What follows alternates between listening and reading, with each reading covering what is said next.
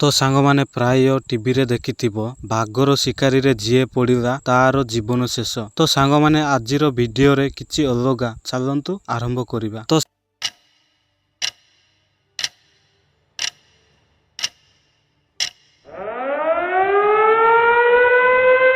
ସାଙ୍ଗମାନେ ଏହି ଭିଡିଓ ଦେଖନ୍ତୁ ଥରେ। ଗରମ ଦିନ ଜଣେ ଲୋକ ଖୋଲା ପବନରେ ଶୋଇ ଆରାମ କରୁଛି। ହଠାତ୍ ବାଘ ଆସୁଛି, ଘରେ ଶୋଇଥିବା କୁକୁରଟିକୁ ଜାମ୍ପି ନେଇଯାଉଛି। ତ ସାଙ୍ଗମାନେ ଏହି ଲୋକର ଜୀବନ କୁକୁର ପାଇଁ ଜୀବନ ବଞ୍ଚିଲା। ଚାଲନ୍ତୁ ଆଉ ଥରେ ଭିଡିଓକୁ ପ୍ଲେ କରିବା।